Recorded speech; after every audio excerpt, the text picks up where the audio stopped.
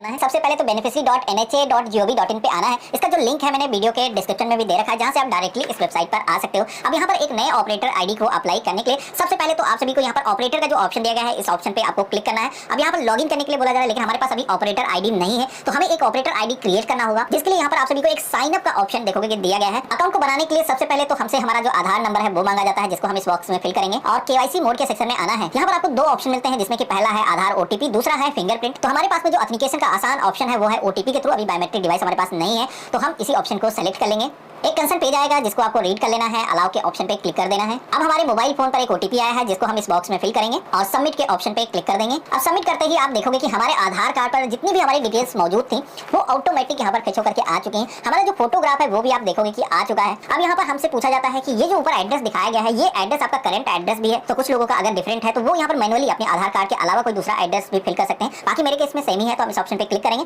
तो आप यहाँ पर देखोगे कि ऑटोमेटिक हमारा जो एड्रेस है वो हमारे करंट एड्रेस के सेक्शन में भी आ चुका है। अब यहाँ पर हमारी जो जीमेल आईडी है उसको ईमेल के सेक्शन में फिल कर देंगे और वेरीफाई के ऑप्शन पे क्लिक कर देंगे। इसके बाद में हमारे मोबाइल फोन को भी वेरीफाई करने के लिए एक बार बोला जाएगा, जहां पर आपको मोबाइल नंबर अपना फिल करना है और यहाँ पर भी आप सभी को वेरीफाई के ऑप्शन पे क्लिक कर देना है। तो यहाँ पर आपको बताया गया है कि आपके मोबाइल फोन पर एक एसएमएस के माध्यम से कोड भेजा गया है, जिसको आपको यहाँ पर मोबाइल ओटीपी के सेक्शन में फिल करना है। इसी के साथ में आपकी जो जीमेल आईडी है उसको भी आपको वेरीफाई करना होगा, जिसमें कि आपको बताया गया कि नेशनल हेल्थ अथॉरिटी के थ्रू आप सभी की ईमेल आईडी पर भी एक लिंक भेजा गया है, जिसमें कि आपको क्लिक करके अपनी जो मेल आईडी है उसको कंफर्म करना है। तो यहाँ पर हम सबसे पहले तो अपना मोबाइल ओटीपी फिल करके इसको वेरीफाई कर लेते हैं। इसके बाद में आप सभी को आधार कार्ड का जो फोटो है वो आपको यहाँ पर दिखाया गया है। साथ ही में आप सभी लोग खुद से अपनी जो फोटो है वो भी यहाँ पर एक अपलोड कर पाओगे। अब आधार कार्ड की जो फोटो है वो काफी पुरानी लोगों की हो सकती है, पर वो फोटो आपको पसंद नहीं है, तो यहाँ पर आप खुद से अपनी मर्जी की फोटो एक नई लगा सकते हो। तो कुछ इस तरीके से हम अपनी जो फोटो है, जहाँ पर भी गैलरी में हमने सेव करके रखा है, सेलेक्ट कर लेंगे। अब पेज में हमें नीचे की तरफ आना है। यहाँ पर ऐड रोल डिटेल का जो है सेक्शन आप सभी को देखने को मिलेगा, जिसमें कि सबसे पहले तो आप सभी को पेरेंट एंट्री के सेक्शन में आना है। यहाँ पर आप सभी को कई सारी एजेंसी देखने को मिलेंगी, जैसे कि आप यहाँ पर देखोगे अलंकृत, बैजिक, सीएससी,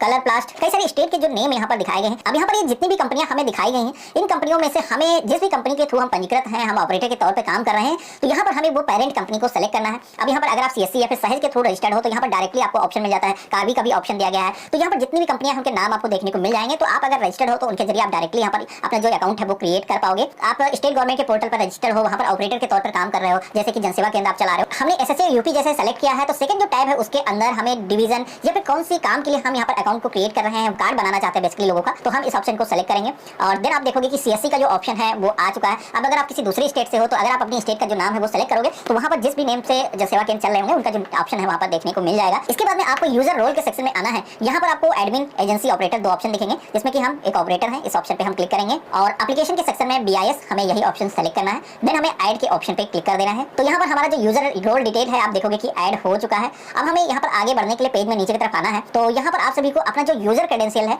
वो यहाँ पर बनाना होगा खुद से, जिसमें कि आप अपना नेम कुछ नंबर्स को मिक्स करके अपना एक यूनिक यूजर आईडी बना सकते हो। तो यहाँ पर मैं एग्जांपल आपको दिखा रहा हूँ किस तरीके का आपको यूजर नेम रखना है और यहाँ पर आप सभी को अपनी मर्जी का एक पासवर्ड चूज करना होगा और कंफर्म पासवर्ड के सेक्शन में रिपीट वही पासवर्ड आपको टाइप कर देना है और देन आपको सबमिट के ऑप्शन पे क्लिक कर देना है। अब इतना करते ही आप देखोगे कि हमारा जो अकाउंट है वो यहाँ पर क्रिएट हो चुका है। अब यहाँ पर बताया जाता है कि आपका जो अकाउंट है वो अप्रूवल करने के लिए जो एजेंसी है उसको सेंड किया गया है। तो यहाँ पर आपको अपने एजेंसी से कॉन्टेक्ट करना है, या फिर अगर आप कॉन्टेक्ट नहीं भी करोगे तो ऑटोमेटिक, जैसे कि स्टेट गवर्नमेंट है तो ऑटोमेटिक अप्रूव कर देती है डेटा को वेरीफाई करने के बाद में। तो यहाँ पर इतना करने के बाद में अब हमें ओके के ऑप्शन पे क्लिक कर देना है और जीमेल पर जो हमें लिंक रिसीव हुआ था उसको भी हमें वेरीफाई करना है, जिसमें कि हम ईमेल को लॉगिन कर चुके हैं। आप यहाँ पर देखोगे कि ये लिंक हमें दिया गया है, तो चलिए हम इस पर क्लिक करते हैं। तो यहाँ पर हमारी जो ईमेल आईडी है वो भी आप देखोगे कि वेरीफाई हो चुकी है और इसको हम क्लोज करेंगे। तो हमारे सामने लॉगिन जो पेज है अब आ चुका है, जिसमें कि हम अपना जो यूजर आईडी है वो यहाँ पर फिल करेंगे और वेरीफाई करेंगे। इसके बाद में ऑथेंटिकेशन मोड के सेक्शन पे क्लिक करेंगे। तो यहाँ पर अब आप देखोगे कि मोबाइल ओटीपी, आधार ओटीपी, इसी के साथ में फिंगरप्रिंट के थ्रू ऑथेंटिकेशन करके हम लॉगिन कर सकते हैं। तो चलिए हम मोबाइल ओटीपी का जो ऑप्शन है वो सेलेक्ट करते हैं। देन यहाँ पर हमारे फोन पर जो ओटीपी आएगा उसको फिल करेंगे